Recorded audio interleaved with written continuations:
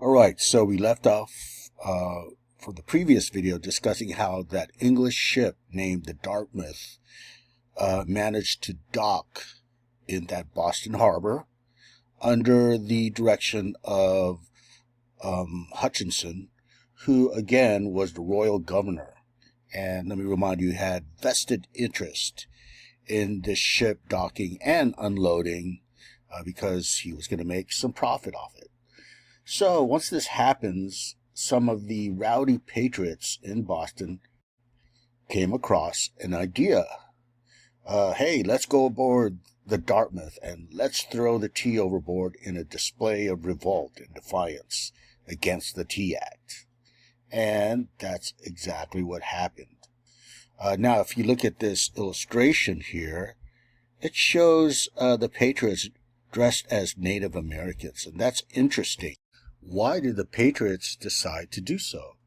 Well, the decision was not only to disguise themselves so they won't be identified, but also they wanted to invoke their uniqueness and distinctiveness from the English mother country. Now, that doesn't mean that they want to separate from England.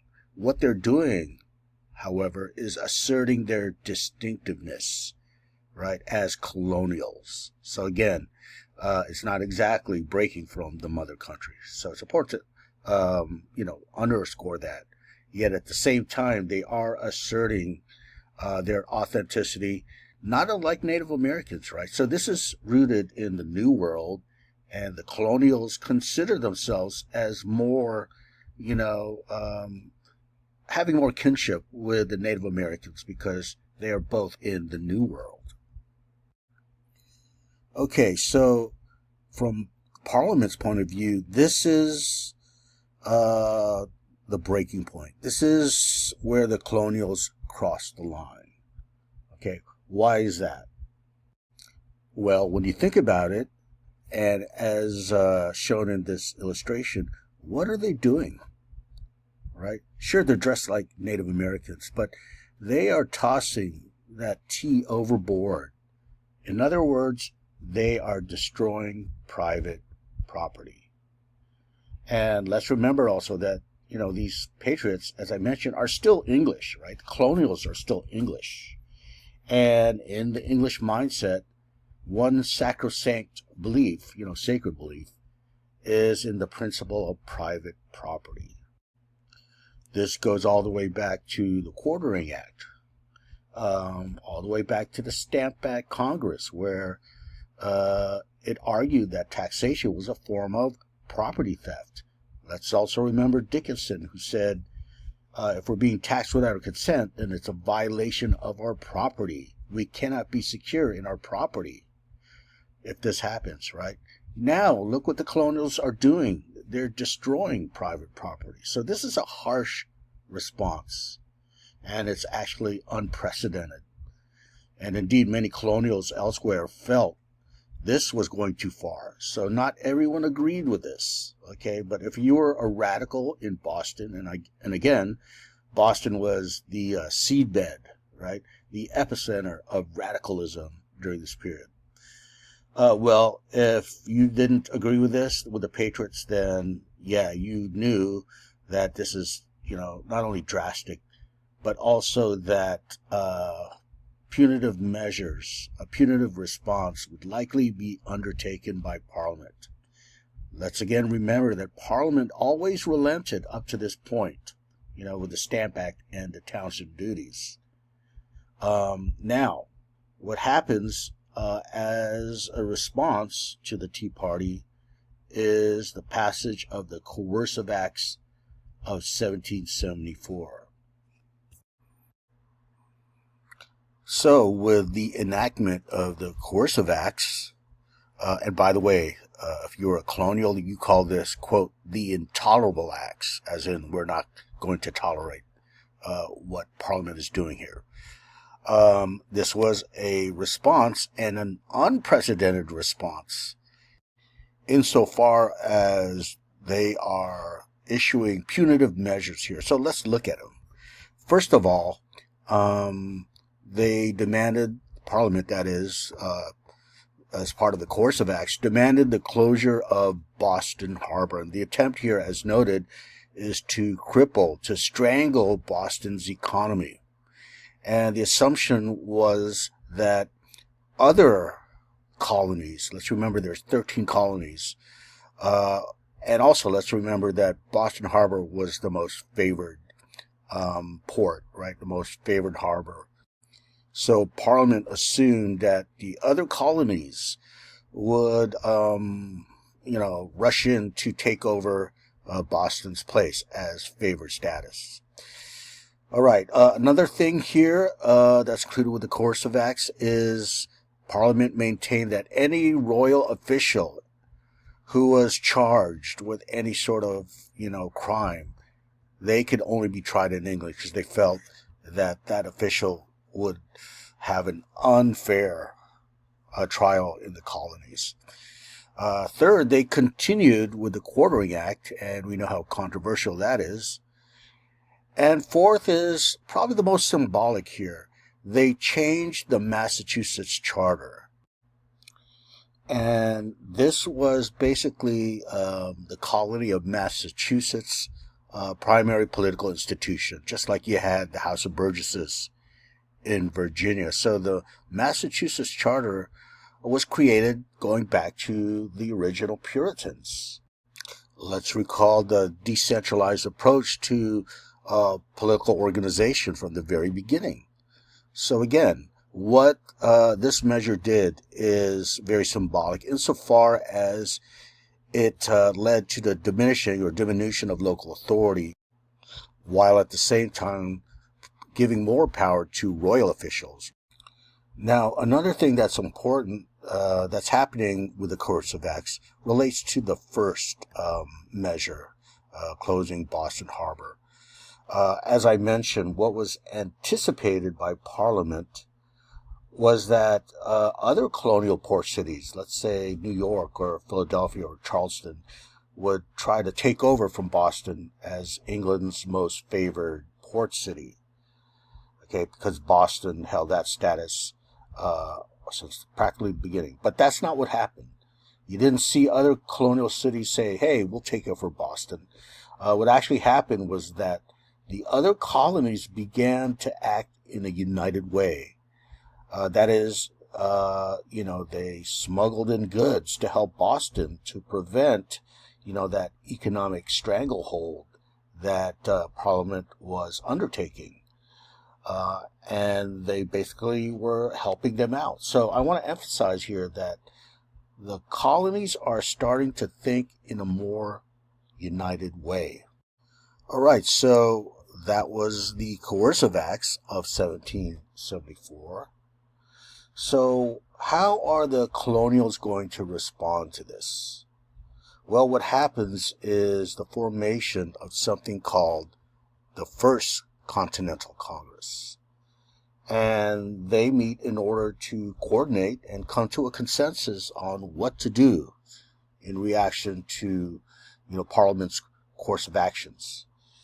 And again, just like, the colonies united with, helping Boston during that moment of economic strangulation, well, notice the term continental here, right? What you're going to see is almost all, not every colony, but almost all the colonies get together and unite themselves in response to Parliament's unprecedented measures to punish Boston. And that's very important, What's going to happen is eventually the formation of the United States of America in a few years. And again, the key word there is united, right? United States, just like the key word here is Continental Congress. You're acting in a united fashion here, in a united way. Let's also remember that, these colonies are decentralized, right? And they're used to their own autonomy and independence. Stated otherwise, on July 4, 1776, you don't see the creation of 13 separate countries. You see all of the ex-colonies joining together and forming one country called the United States of America. So here's the beginning of that sort of mindset that we should act collectively in face of oppression wielded by Parliament. Now, if you were the king in England, and that happened to be King George III, who, by the way, was a king that suffered from mental illness, okay? But in any case, you interpret this formation of the First Continental Congress as an act of treason. And, you could kind of see why they would come to that conclusion. And if you're a member of Parliament, I should say that there were some members in Parliament at this time that were actually sympathetic to the colonies. But most members of Parliament, and again, certainly the king, saw this also as a sign of rebellion. In fact, there's already English generals and their armies in the colonies to make sure the colonials didn't get out of hand, to make sure they obeyed the laws. And one important general at that time, an English general, Lord Gage, sent to the colonies, well, he viewed the formation of the First Continental Congress as a sure sign of rebellion. And what happens, by the way, in a monarchical system when you rebel against the king? Well, it means automatic execution. You're going to be beheaded, right? So this is dangerous ground that the colonials are treading. But nonetheless, it's important to realize this last point on the slide, that the colonial leaders in the First Continental Congress still did not see themselves as revolutionaries, meaning they didn't advocate breaking with the mother country of England. In fact, they're still proud to be subjects of the king. They just had this disagreement. They do not see themselves as radicals, in other words. What they're doing is just coming together, convening to arrive at a unified response to the coercive acts. But when you think about it, what is their relationship, therefore, to England, right? If you're this colonial population within a larger empire ruled by a king, but you refuse to obey some of the laws that are issued by the king and Parliament, especially back then, again, in the age of empire, and let's remember that many believe the king was appointed by God. Well, what is exactly your relationship to the mother country, therefore, if you refuse to obey some of the laws, but you still don't consider yourself revolutionary? So, what is the response, basically speaking, of the First Continental Congress? Well, there's nothing really revolutionary about it, and that's going to be opposed to the Second Continental Congress. Well, the First Continental Congress, basically, their argument was, yes, their English rights have been violated. It's potentially an act of tyranny committed against the colonials. However, they do not want to dissolve their relationship with the mother country. They do not want to pursue independence. Again, this will be different the following year by the month of July. But this is a conciliatory stance. But despite this, we see thickening of tensions here. Now, interestingly enough, one general, Lord Dunmore, issued a famous proclamation that's called Dunmore's Proclamation. And he basically said this: for all slaves that manage to escape and then join alongside the British against the colonials, they will be awarded their freedom. Now, this is really interesting because if you were an African American during this time, you looked at the English as more so on the side of freedom. And on the other hand, you looked at the colonials as oppressors.